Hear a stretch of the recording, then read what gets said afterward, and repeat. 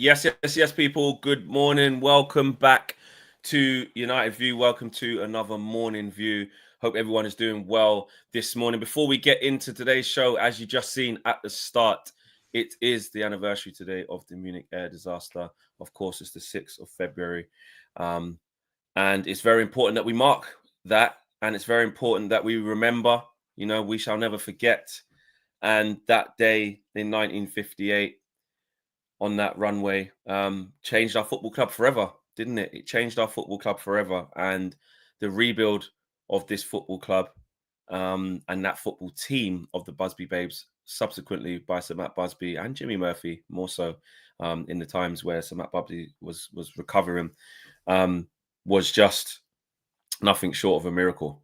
And it's very important that our viewers remember that. It's very important that our younger viewers as well, or our newer fans, remember the history of our great football club. So, of course, I'm sure you guys will join us in the chat by sending in your tributes and just marking that with a little bit of respect for a big day in our club's history. And I look, 10 years later in 68, they went on to achieve great things. So, a decade of rebuilding, and they managed to do it. And, the great Dennis Law was also part of that 68 team as well. That was 10 years after the Munich air disaster as well. So, yes, a poignant moment for our club in the history. And we wanted to make sure we mark that. We talk about transfers, we talk about players, we talk about the team in 13th, 14th, etc. But a lot of things do get put into perspective when we either lose legends or remember things that happened in our history that are the real crown jewels of our football club and part of the DNA and the fabric of it. We will never forget, says Lewis, as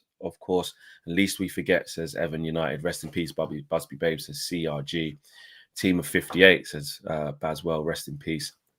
And forever in the memory, says Simon McGill. So big up to everyone. I saw Tabrez there as well. Guys, a big show today, though, coming up. A big show. Yes. So Fabrizio Romano's been talking on podcasts, sort of saying, Man United always saw Chido Obi-Martin as someone to come into the first team, but basically it's got this bad. Could see him in this first team. Luke Shaw injury update. United menaced with an update yesterday. Then things started to come out from the mainstream. So he's always ahead of the curve of what's happening. Then the mainstream join in, but there's a few different conflicting reports. So we've got to talk about that. And Leny Yoro sat down with Rio. I know Rio's a big fan of Yoro. I've had a lot of conversations with Rio privately about how good he thinks Yoro is, and how not instrumental he was in him coming here. That's a bit strong, but on his way in, he definitely had a lot of conversations with Yoro. I know before he even signed. I do know that for a fact. And he had some really interesting quotes while sitting down with Rio and talking. So we're going to get through that as well. But let's start with Chido Obi-Martin, Owen, because we're at dire straits at the 9. Clearly, Ruben Amorim is trying out new things and is open to try new things. Could he be open to bringing in Chido Obi-Martin? Well, this is quite interesting, isn't it? Because like you said, with the departures of the likes of Rashford, Antony in the January transfer window, with a lack of a striker/attacking player coming in, we're light up front. Who have we got as our attacking options? We've got Højlund and Xerxes. We've got Ahmad. We've got Garnacho. Maybe Bruno, you say? That's probably about. We've been playing Cobby in that role. I'm not even going to get into like Mason Mount or anything like that. No point saying it, is it? I tried to do that with Shaw before he even got back. And exactly. No. So because of that, we're light. And because the season is already, kind of written off, people are saying, well, why not put Obi-Martin in? Why not have a go? Now, Fabrizio Romano kind of spoke about this. He saw that Manchester United fans were chatting about it. And in his, column or article, interview with Give Me Sport, he said Manchester United always saw Chido Obi-Martin as part of a future first squad plan. So I wouldn't be surprised if he gets the chance from now to the end of the season to join the first team. Now, as he mentions, when we signed him from Arsenal in the sort of summer window, obviously it took a little bit of a while to get there, didn't it? Because there was the Premier League approval and these kind of deals, and they have to work out if there's any compensation. They have to work out all of these sort of things about it. There was this kind of consensus, wasn't there, with Obi-Martin, a bit like with Sekou Kone, that it was going to be a thing of, well, we're looking at him to be train with the first team fairly soon, not straight away. Maybe it might be a year. Maybe we might just wait until next season. Maybe we might just wait until, obviously, we go on the preseason tour of, I'm assuming it's probably going to be the United States again, that kind of thing. But then the season has played out how it has. We've had players leave. We're not scoring goals. Desperate times call for desperate situations. It wouldn't be the first time that we've looked towards an academy player to come in and just try and help us out. That's how Marcus Rashford got his start at Manchester United, wasn't it, way back when? What do you say? Are you concerned about throwing him in an underperforming team? Or is it a case of because of the goals he has been scoring, because he's been scoring a lot of goals in the under-23s and he has impressed? Is it time just to go, you know what, actually, why not put him in now? Because the rest of the season's a bit of a write-off. What do you think? Yeah, I've always been against that. In fact, there's probably two guys who are watching this now. Maybe, I'm assuming they're watching this now. That I spoke about when I was outside of Spurs after the Carabao Cup game. I don't know if you remember me saying this story. And I got into a good conversation with them, United fans, saying, bro, Rasmus Højlund, what's the point? Like, just play Chido, just play Sekou Kone. There were some young guys. And I pushed back at the time. And I was like, listen, we do this all the time. We can't throw these kids under the bus. This is not a stable environment. This is not what you want to bring young players into. That was then. This is now. And I think when new evidence presents itself and the manager is literally going, last week this kid was playing in the 8, then he was playing in the 10, now he's playing in the 9. I'm searching for solutions here. And I just think, I think it would be a good idea to maybe have him in first team training, just to not bring him in next game against the FA Cup and just, start him or put him on the bench straight away. I think maybe, and it's easy for us to say this, only Ruben Amorim and the guys can make that call, because to even train with the first team, you have to be of a certain level, even though we're saying they're terrible, they're crap. I'm seeing Højlund can't control the ball, so how could Chidu not train with him? But it doesn't work like that in football, right? But I would like to see him have that opportunity to integrate, to see if they think he can cut it, just to see, FA Cup, I get it. It's probably a bit too soon on Friday. It's not like we've had reports of him being training throughout the week. That he would have had to have been in training probably from Monday to have a look at him all the way through to make an FA Cup squad. You can't just hand out those types of things for, like sentiment. Train with the first team, you've earned it. No, you really have to earn it. Obviously, he's got an amazing goal scoring record. Like, he's taken the piss at his age level. So he's clearly not normal. He's not normal in that sphere, is he? But it doesn't mean that he's ready. But for me, I'm not going to lie, with the lack of options and how bad we actually are in that area, I think if he can, and you guys think he's ready, like the coach and staff, why not? Why not? It's a really fine line, isn't it? And I think that, and just reading the chat at the moment, I can see it's very, very mixed with the sort of two different schools of thought. Like you were just sort of saying there, you get the sort of school of thought, which is, why not? We genuinely don't have hardly any other options. Our other two strikers, which again, we've heard this story before with the more senior players in this situation. And look, Xerxes and Højlund aren't old, but compared to Chido Obi-Martin, they're senior players compared to him.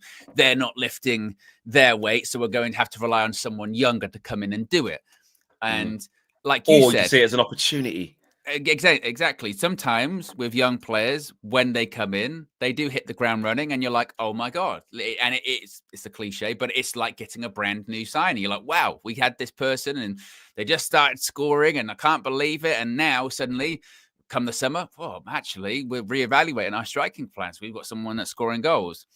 At the other hand, you would have people look at it going, yeah, but if he goes in and he might not be ready, just physically yet to play in the Premier League. I spoke about it yesterday, didn't I? Said the style in the Premier League's changing a little bit. It's getting even more physical now. You're going up against huge centre-backs, big midfielders.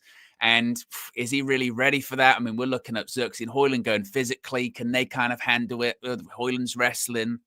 And if he goes in there, Obi-Martin, and he does have a couple of difficult games, do we run the risk of kind of setting back his development by throwing him in the deep end too early when he's not ready to swim yet? He's still having swimming lessons. So we're going, right, go in the deep end. But then again, people go, that's how you learn to swim. That's how my nan taught me to swim. She threw me in the sea flex. And guess what? She Did can't Nana swim. Owen actually really? So she don't even know how to get in there and save you if you can't do it. But she Are you serious? Are you being serious? 1,000,000% Have you just done that for effect to show no, how, that what is you a really true mean? story. That's a true story. Was anyone else there? So like someone like your my other siblings, but family they learned members could. they learned to swim the same way. They got thrown in the sea. You all got thrown in at the same time. Well, at different ages, obviously, but yeah. So by the time you got thrown in, was there another sibling there who could have? There would have been a sibling there that could have saved. Right, at least that. But Nana Owen said, "Right, Owen, in you get, off you go. Yeah. If you can't do it, I can't save you." She would just wade in to about like when the sea would come up to sort of hip height, throw us in, and she can't swim, and she'd be like, "Learn to swim." Shout out Nana Owen, mate. Are you mad? Yeah. She'd wade in with like one of those like little sort of dinghy boats. You know what I mean? And then if you couldn't swim, you'd have to grab onto it. Did you go back and tell your parents, like, oh, God, don't want to snitch or anything, but I tell you, Nana yeah, so my dad learned to swim. That's how my dad learned to swim. He got thrown. Oh, so he's like, yeah. So he's like, yeah, of course you did. Well, he would just be coming back like, can you believe it? He said, yeah. That happened to you. And I'd be like, yeah. Biggest question: did it work? Like, so you learned that you was over right from that? Yeah. Did you have to do it quite a few more times to get you? Yeah, because it's not like like with dogs where it's just like, oh, they can just go in, they can just doggy paddle. I'm pretty sure a few times I was getting back up. Yeah, because I don't know how to swim, but I can swim that's now. Crazy. Yeah, that's crazy. Well, I didn't learn how to swim like that, but yeah, big up Nana Owen. But you're right though. In this context, it is, you either throw them in and they struggle and they can't do it, or they rise and go, right, I've been given an opportunity. I'm fearless. I don't respect anyone. I'm there. And look, not every story is this, but you just look at Ethan Wanyeri and you look at Mars Lewis Skelly. I'm not saying that every So you're saying that's how good, but he's coming out of the same stock. He played with these guys. He's in the same team, and he's the star of that team, that under 18s team, and is scoring a lorry load of goals. So he was clearly operating at the same level as them, if not higher, in that. So I'm not saying because Wanyeri's doing it, and he got his debut at 15 at Brentford, didn't he? The other year. I think. Well, look, like you said, that is, I guess, the counterpoint to this all, which you say sometimes, going back to that swimming analogy, but it is sink or swim. Sometimes it's just when you get an opportunity, like you said, with someone like Bukayo Saka or someone like Wanyeri or Lewis Skelly, who've got players coming through right now, or sometimes with the Chelsea players that we've seen come through over the years, suddenly with like a Reece James, and they come through. You go, bloody hell, they're actually pretty good, aren't they? Or like, across it. Yeah, or they come into the team. How many times have we seen City players in a game? They'll bring on, they go, so and so's from the City Academy, and they're playing like 10 minutes, and you go, this is the first time they played in the Premier League. They're all right, they're pretty good. And then either they go in or they get sold for like 30 million quid, and you go, bloody hell, they're not bad, are they? So sometimes I suppose there is this fear or perception with youth players that you could bring them into the team and they could sink, and it would ruin their development. But sometimes they swim, and then you're like, wow, I guess they are good enough. Exactly. I'm just looking at Arsenal's team last year. Yeah, look, Ethan Wanyeri was in it. Their under 18s team last season.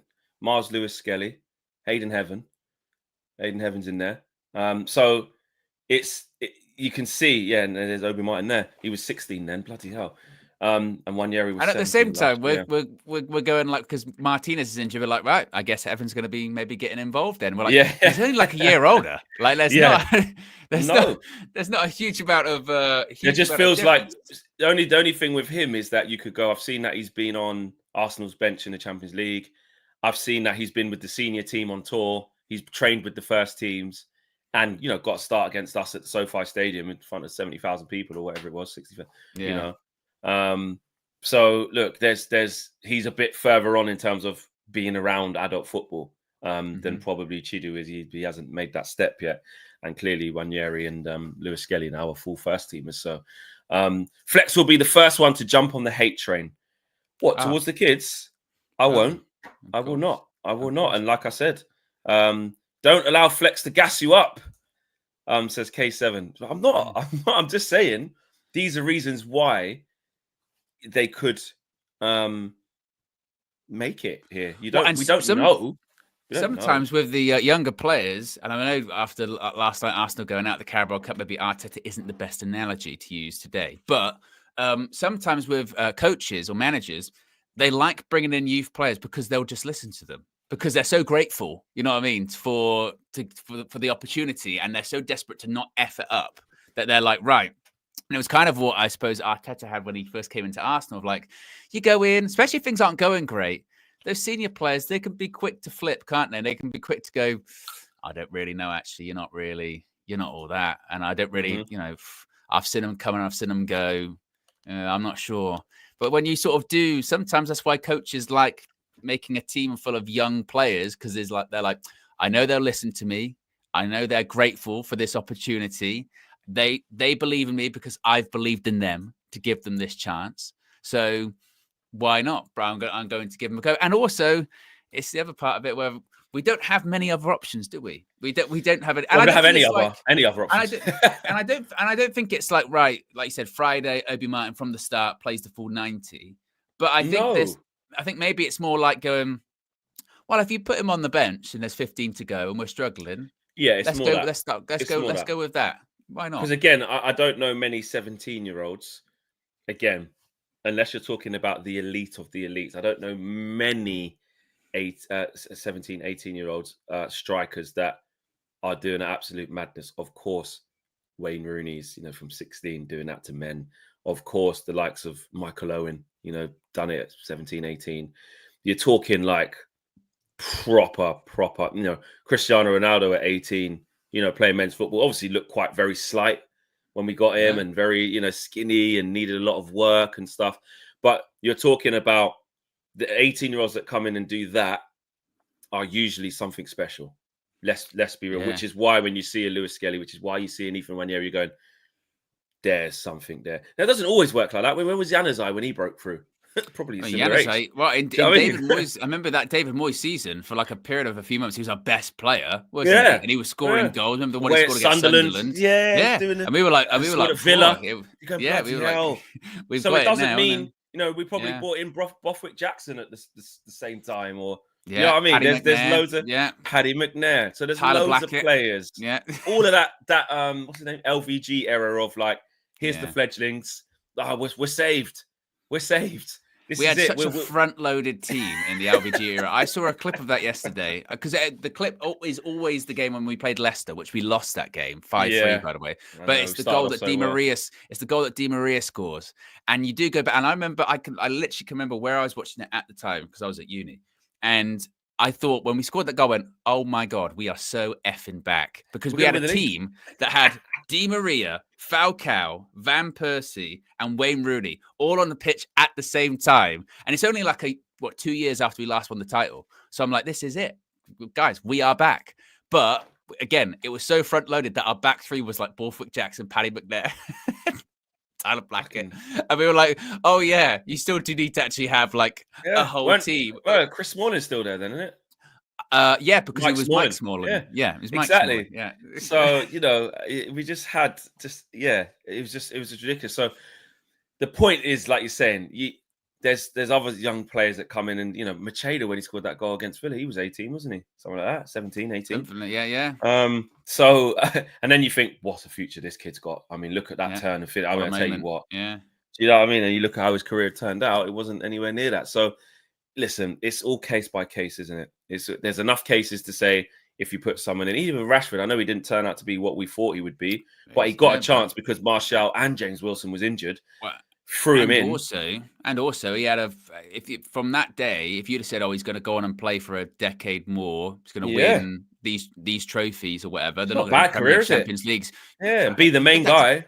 If you give that to any academy player right now, anyone that's playing in the academy, you can say you can play this amount of games, score this amount of goals, win these trophies. They'd be like, thank you very much. And Marcus Rashford became a superstar. Maybe in a different kind of context where he probably shouldn't have been as big a superstar as the, whatever the Rashford thing is now. We're not doing that. But maybe all that shouldn't have happened. But you're right. If from the academy to be that, it is something. Career. Oh, yeah. Yeah. Play for England, main man for England for a bit. Then he lost his way, but he got himself there into the position to kick on. And then it was on him. But from a youth prospect to a seasoned pro, he did it. He did it. Absolutely did it. So look, back to the Obi-Martin thing before we move on. We're in desperate times for desperate measures. We always fans are going where it can't be any worse, but I will stress this. It obviously that does have to be assessed by the manager and Giuseppe Rossi. Does have to be Fraser Campbell, Daniel Welbeck. There's loads. Came in young and you go, well, I'll tell you what. But anyway, it has to be assessed by Ruben and them guys. And then I think if the longer they keep him away from it, means he's just not quite ready yet. And let's be honest, like you say, guys, the season is a write-off, in it. I mean, the Premier League, it is. If you don't want to throw him under the bus under them circumstances, if you'd rather get him in after getting his feet under the table all season with the under 18s and then bringing him on tour of a proper pre-season to learn how we play, really nurture and really get into him, and you think that would be better for him, who are we to be like, just play him? You know, we shouldn't do that. So I'm cool either way. But as you're asking me, because we've got no option, I'm like, it'd be exciting because it'll be something in a shit season to be like, oh, let's have a look at the kid though. We can get excited and maybe see what he's got. And then if it don't work, it don't work. But yeah, we shall see. We shall see. Yeah. Someone was talking about the likes a minute ago. We'll get to super chats because we've got over 1,100 watching. We've got 269 likes. Let's get to that 500, guys. We're just over halfway there. And we're on our way to over 1,200 people watching live as well, which is great. But let's push up the likes, push them up. Super chats. Uncle Somi says, this is the best time to try the use when rebuilding because the standards are pretty low. Exactly. That's another way of looking at it. If we're competing, it'll be difficult to gamble with them. And again, it's such a 50-50 thing because then you say, look at Phil Foden. It's really good to drop him into that sort of team because you're learning off David Silva, you're learning off Kevin De Bruyne, you're learning off Mahrez at the time. You're in a team that's winning and you've also got medals because you've got enough appearances and then you get that winning feeling really early and then it's easier for you. Or you go, right, what Uncle's saying there. Very difficult to do that. Like coming in with top players, top team, pressures on every game. There's no gimmies. It's 6 to 1, half a dozen other. Depends how you look at football. So it is a really interesting one. Dominic says, Muppeteers, his latest video was so good, Flex. Was he talking about the finances? I think I saw it pop up on my thing. Was he talking about? I did see this is unrelated to the Muppeteers, but I did see is it Kieran Maguire, the guy, the football finance guy? Football finance guy. I saw that video because he's got a podcast, and just every time he talks about Manchester United's finances, scathing. But when he breaks it down, because he's like the Martin Lewis of the football. It's easy, much easier to understand, isn't it? Yeah, you go, I get it. Bloody hell.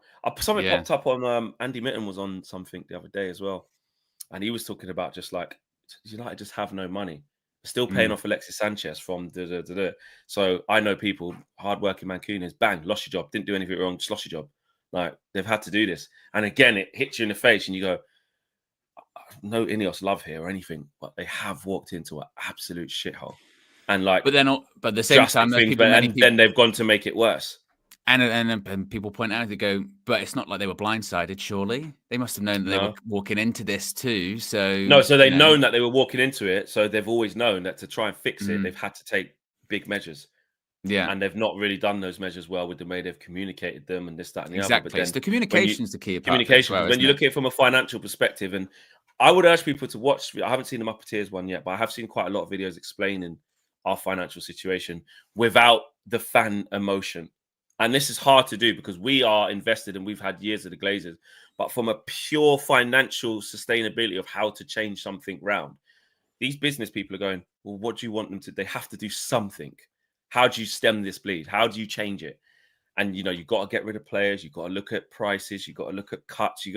But it's the way they've done it. I haven't rated it at all. David T says, I'm getting PTSD. I hated the way Rashford was treated and how he treated his career here as well. Cheeto would be coming into a worse team than Rashford. Well, he would. That's true. He would be coming into a worse team. And Imran says, no wonder Owen's dad's United shirts are cursed. He traded that luck for his life. Bloody hell. That's a good way of putting it, yeah. And actually, that video on Muppeteers I'll speak to James, see if we get him on as well, actually. It'd be good to have a catch-up with him. I haven't had a catch-up with him for a hot minute, and Mike Keegan as well. Mike messaged me; he was supposed to come on, obviously, and just didn't manage to get it. So we'll try and get Mike Keegan in here, and maybe Kieran Maguire as well to go through some stuff. A lot of you guys have requested some videos like that, so leave it with me. I'll get in my book of contacts. Flex sources, flex sources. Right, let's move on. Luke Shaw, update. Is he actually not injured? Is it? Wow. Hold that. You all said I'm injured. I'm not injured. I'm not. This was just planned. What is it, this Owen? is What's really, going on? this is really quite bizarre. So United Menace put out yesterday, and it was literally, guys, just as we finished the show, me and Flex were just sort of debriefing, and then we saw the tweet from United Menace saying that Luke Shaw had suffered an injury setback and he'd be out from anywhere to 4 weeks, subject to change, and it depends on treatment and rehab. So suddenly, of course, as you can imagine, the reaction to that was pretty scathing. Obviously, I saw Flex, you tweeted, I think everyone tweeted going, this is not a surprise, but it doesn't make it sting any less, and he needs to go, etc., etc., etc. And it's, and there was just, it was a whole thing. And then something very interesting happened because United Menace, of course, is very, very reliable. So many stories he's broken, particularly injury stories. He's dead on when it comes to the injury stories. So clearly a lot of these sort of more mainstream journalists started reaching out to Manchester United going, is this true? This is what's on social media. And they got an interesting response clearly from Manchester United because Chris Wheeler from the Daily Mail said, Luke Shaw's setback from injury is not considered serious, and he could be back in Manchester United training as early as next week. Furthermore, Mike McGrath also said that Luke Shaw will be back on training on Monday, according to Manchester United sources. Manchester United have been cautious over Shaw returning to action after 2 months out. He will miss the FA Cup clash against Leicester, but training at Carrington, he will be beginning there next week. So in the space of all three of these, Flex, what you've got here is a report from United Menace saying he has suffered a setback. In the second one with Chris Wheeler, United actually do confirm that he suffered a setback. They're like, well, he has, but he's going to be back in training on Monday next week, so it's going to be fine. So I guess I don't really know where this all stands because, yes, he did suffer a setback. It's not bad. He's going to be back in training on Monday. They're playing it cautious. But I then also saw someone write yesterday, I don't think he started a game for Manchester United in a year, they were saying. Obviously, he had a couple of sub appearances, didn't he, under Amorim? But that's about it. It's just, it doesn't really, I suppose, it doesn't change the general sentiment to the news overall, does it? Obviously, it's a good thing, I suppose, that the setback isn't as bad as it once was, and he's going to be back on Monday, so it's like no time missed at all. But he still has suffered a setback. He is still injured, and if this is another setback, it's once again it's the ticking time bomb of what. So when he starts to play, how long is it before he gets injured again? It's not sustainable. And that's the bit where we all just tap out, don't we? It's not even sitting and discussing this for any length of time, significant period of time. It's insignificant, is it? Really, isn't it? Really, let's be fair. I mean, me and KG were joking around, and I was sort of gaslighting him a little bit, but which probably means a lot. Yeah, which probably means a lot on the Flex and KG show, and I think even on the training. I was like, well, what we're gonna do now? Leach is gone. I'm like, well, Luke Shaw's coming back for however long he can do it for, whether that's half a game, then injured, or you have to play him at some point. You can't just playing him. And he's like, what's the point? He's just we know what's gonna happen. I'm like, I know that, but you got to at least give him a game. I hear it. I hear you. Next day, setback. Didn't even get back. Didn't even get back. So in all honesty, we can have these little nuanced conversations and look at it from a different view. But the fact of the matter is that it's a lost cause, mate. It doesn't matter. In it, when I'm not even there going oh please, when is he going to get back? Or is it now? Is it whatever, man? When we see you, we see you. Because whenever we do see you, we know it's not going to be for that long, is it? Really, it just needs to be over. And the problem that we've got with Shaw is that every summer that comes by, he's either injured or nobody wants him. How long's he got left on his deal? He signed a new contract just a couple of years ago. It wasn't even that long ago. It was in one of Eric's seasons, wasn't it? Was it the end of Eric's first season? He signed a new deal. 2027, he's got it till. So so he's got 2 more in the summer. He'll have 2 more years left. His last contract extension was April 23. He's got 2 years left, and when you get to the summer, let's be real. Let's just be real. Who in their right mind is going to want to take a chance on Luke Shaw? So we're stuck. Yeah, I feel bad for him the same way that I felt bad for Raphael Varane, and I felt bad for Anthony Martial, and I felt bad for Phil Jones. But at the end of the day, you have to be ruthless. And look, when I mentioned those names, Phil Jones, Martial, Varane, and I know you can be like, oh, Martial's playing games now. Just whatever. But those 3 players, how did they all leave Manchester United? They left when their contracts expired because they knew. Can't get rid of them. They knew the contracts that they were on. I'm not getting this anywhere else. Varane was like 300k. Phil Jones, I think, was over 100, wasn't it? Martial was 250. They know, like my body here is. This is, you know what I mean. It's not. And Martial's playing every week, and Martial's playing every week, but it's in it's in the Greek league, lesser standard. The intensity is not as physical as high. You're playing as regularly as you will in the Premier League and all of these competitions, right? So, all right, so maybe Luke Shaw can go to another. Maybe he went to another league. He could do it, but I get the impression it's similar to a Phil Jones situation. And I'm actually really glad that Phil Jones did those interviews after he retired, particularly the one he did, I think it was with Rio, when he said that, he had that first training session under Eric Ten Hag, and he had to basically do an entire training session on his left foot because his right leg was basically so fucked. And he was like, and he came off the thing going, I know for a fact I will never play again. I know. But at the same time, he's got a contract. And I know people can go like, but for the good of the club, he should have just ripped up his contract and said, no, you got a family to take care of. You got kids, you got football's a short career, and it's not your fault that your body's broken down and all that kind of stuff, right? It's just a case of it's business, it's life. And I think Luke Shaw will be the same thing. I don't think Luke Shaw will leave Manchester United until his contract expires. The thing that Manchester United have to do is avoid mistakes that they've done in the past with it, that if he does come back and he plays 3 months or 6 months, which is very unlikely, but if he does do that, don't get overgassed and be like, right, give him a new contract. He's back. Look how good he is. Because every time he does play, we go, oh, Luke Shaw, he's good. Because he's not a bad player. So he's never been a bad player. We see him play for United at centre-back. When he comes back, he plays left centre-back. When he plays for England. And we're like, oh, God, he's so good. Competent player. He's a competent player. When he came back in the Euros, clearly not even at 100%, we were like, oh, look at the difference Luke Shaw makes. He's a good player, isn't he? He's not bad. We just have to kind of, again, take the emotion out of that and be like, don't give him any new contract. Don't do anything like that, because just let the contract expire. If you can get someone that wants to take a chance or buy him, oh my goodness me, rip the hand off and take it. I just don't see that happening. He's been at United for over a decade. His best season, for us was Eric's first season. I'm just looking injury wise. Remember, he only missed 3 games through injury that year, 22-23. Eric's first season, the year we got Malacia, is when we saw the best of Luke Shaw, when he was so available. He was brilliant that season as well. He was good that year. And since then, and not just since then, but look at some of the other. This 24-25, he's missed 53 games. 53 games. 23-24, missed 48 games. 22-23, like I said, that was Eric's first season, only missed 3. 21-22, that would have been Ollie, missed 18 games. 20-21, that would have been Ollie, missed 18 games. 19-20, that would have been Ollie as well, isn't it? 23 games. 18-19, back end of Jose into Ollie. Into Ollie, yeah.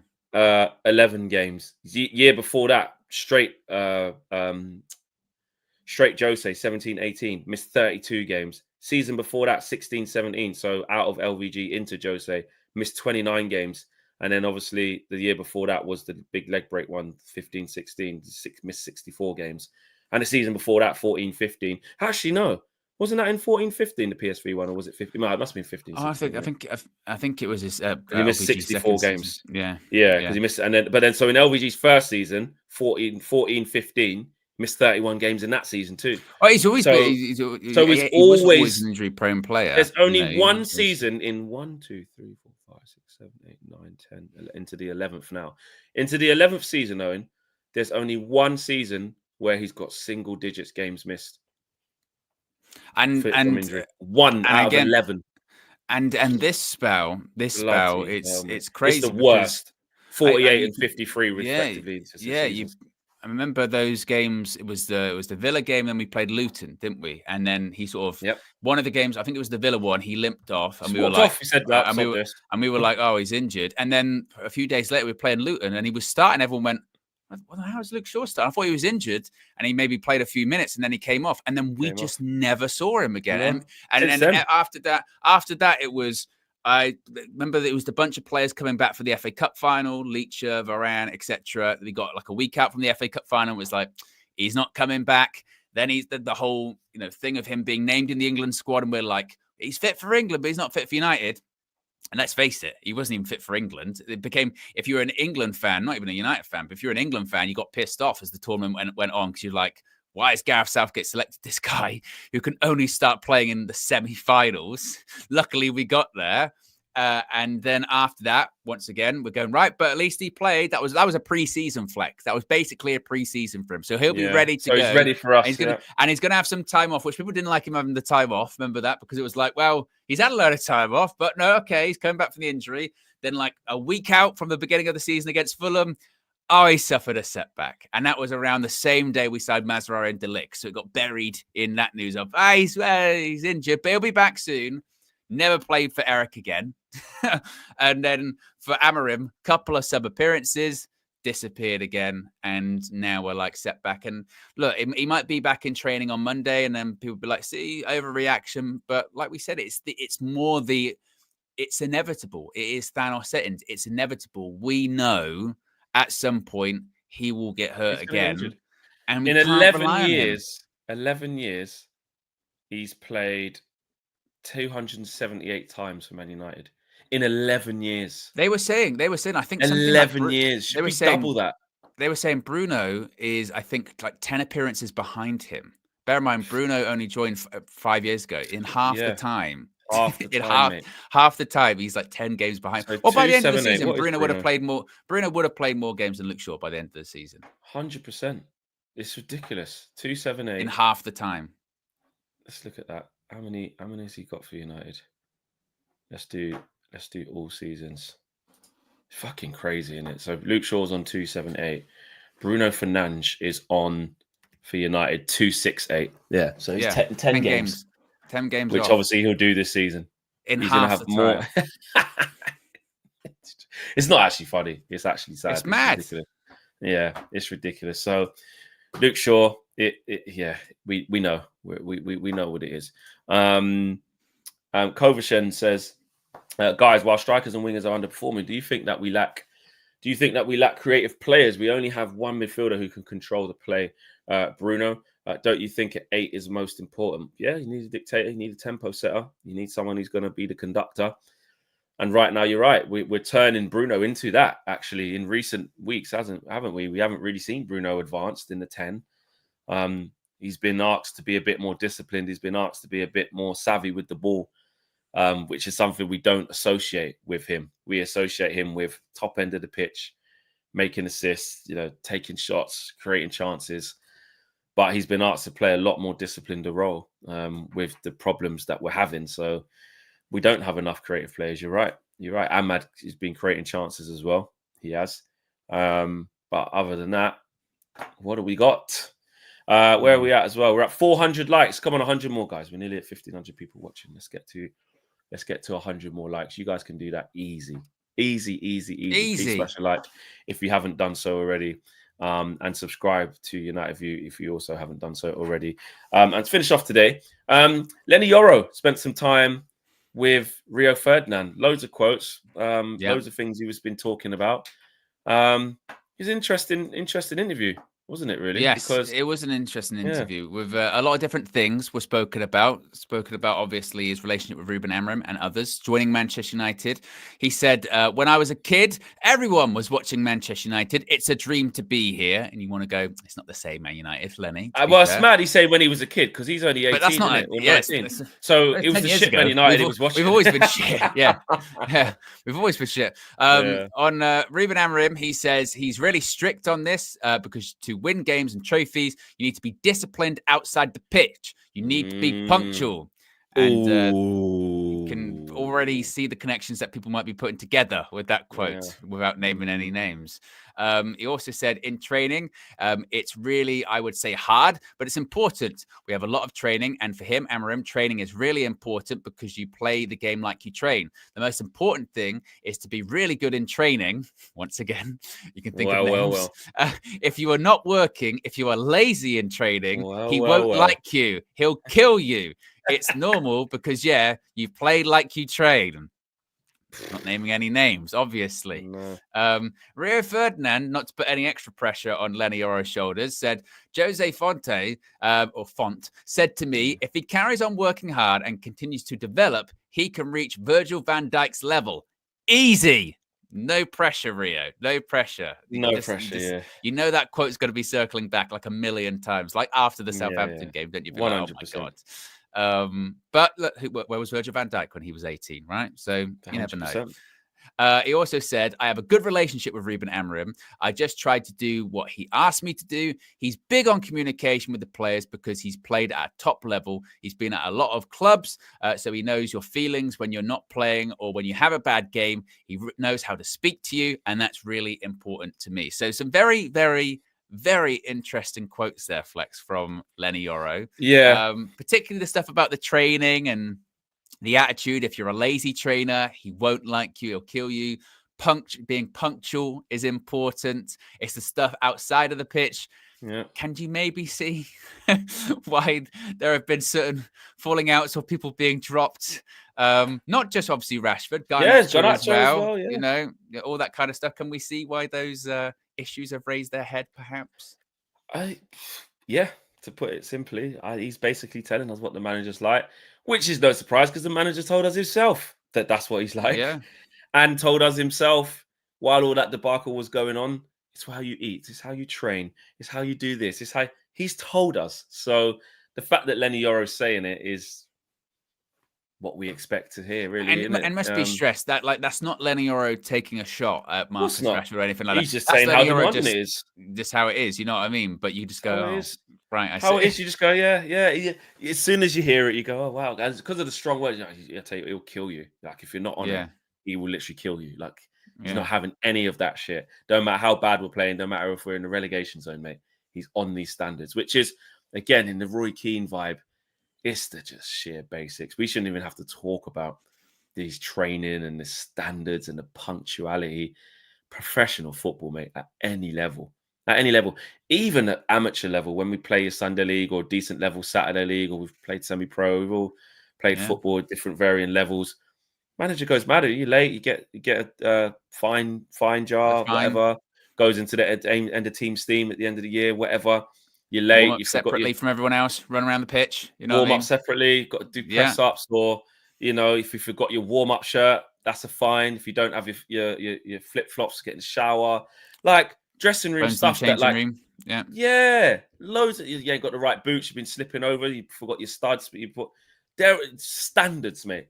And then even for training, when I was playing that kind of level, a little bit below semi-pro, if it's late to training or you didn't pay your subs, whatever the thing is, standards. It's like not even just a professional thing. They teach you that from kids. So, I think it's very interesting to see him say that. But it's such a basic necessity of playing football at any standard, if you take it seriously enough.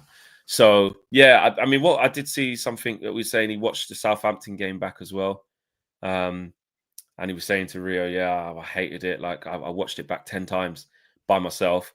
He goes, and they were laughing because Rio was like, I used to hate watching videos like that because, when you get done, you get skinned. There'll be Patrice Evra in there and Anderson. They'll be making noises, laughing at you. And then Lenny was laughing, saying, just don't like doing it in the team breakdown when we're all watching. But personally, I watched it like 10 times. He goes, but you need the bad moments to help you learn. And we all said that. I mean, if we discuss Leny Yoro, I think it's very, very clear he's still raw. It's very, very clear he's struggled to adapt at times, had some real, real tough moments. Welcome to the Prem, backstick, Bosch, Chris Wood. Sorry, mate. Yeah. Welcome to the Prem. Is it Craig Richards, I think? Or was it Lacroix? Back post, header, got done again. Suleimani, like I said, thought it was Sadio Mane that day. Welcome to the Prem. getting roasted. And also, Rubram has a system whereby, again, he ain't going to change much to help just you. Like, the system is the system. You got to be good in 1v1s. You got to be quick. You got to anticipate. You could have argued that you could have helped him out a little bit, bring someone over, drop someone in a little bit, make it. No, that space is open. It's 1v1. You got to find a way to win those duels.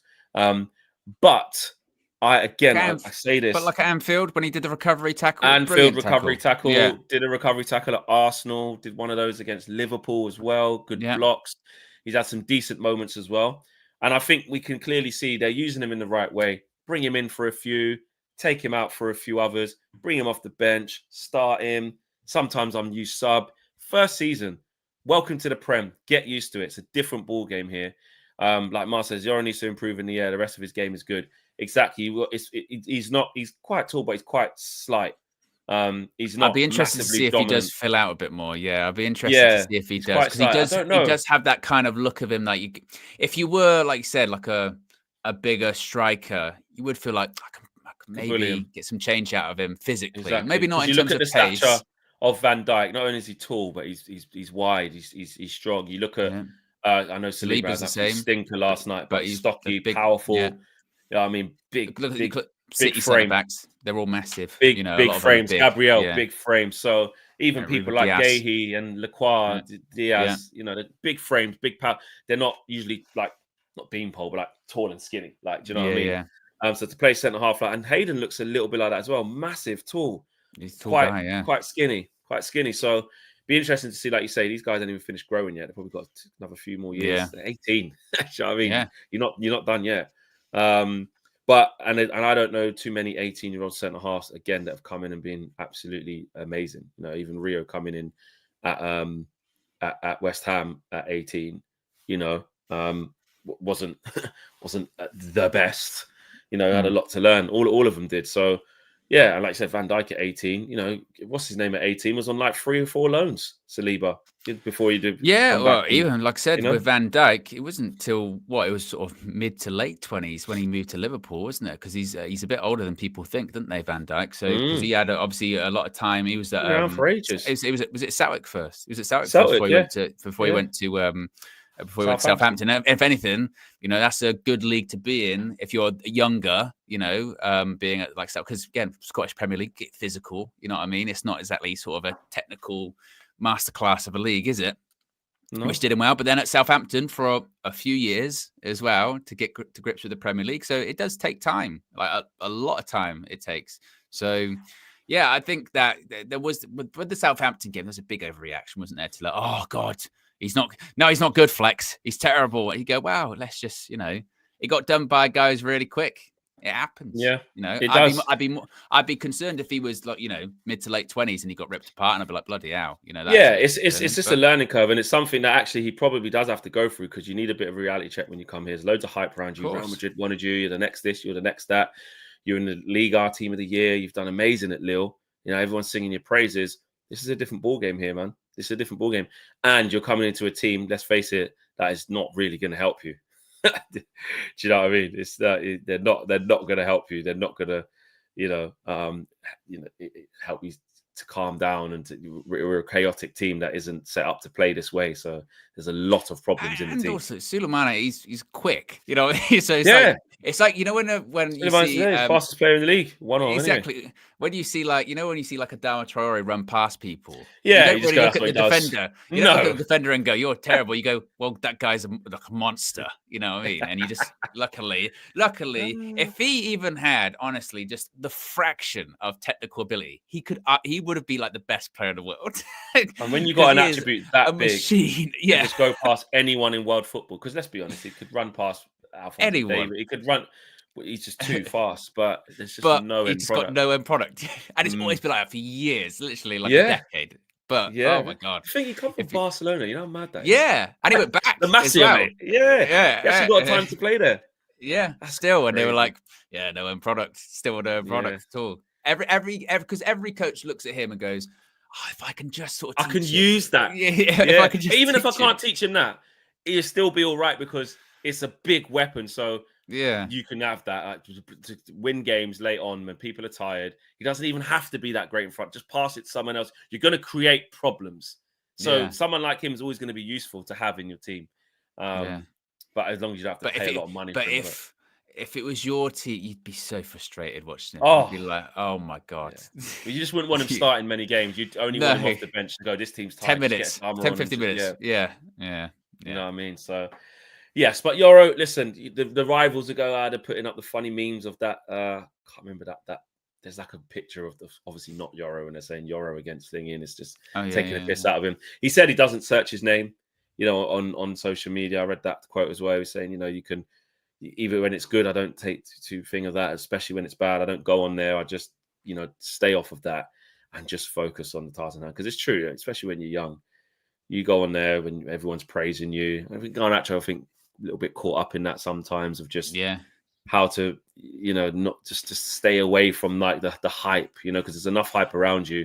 And you hype yourself up as much as well because you believe in yourself. So just stay away from that. Yeah, and it must be difficult. KG has mentioned this quite a lot, and it's sometimes difficult, I think, for us to kind of relate to because obviously we're not of that generation. Obviously, they're kids. I'm not even of that generation. I mean, Leny Yoro, he's like over 10 years younger than me. Yeah, that's bad. It's like.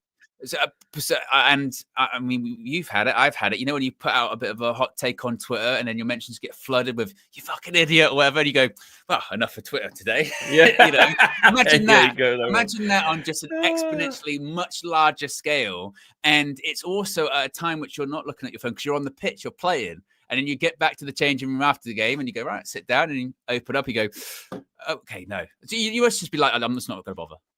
Yeah, I'm not even going to have a look. There's no point. No, exactly. Big shout out to Mo. Says, hey guys, big fan from India. Been following you guys for over a year. We also started a podcast. Could you give us a shout out? It's called Football Banter X. I represent the United fans there.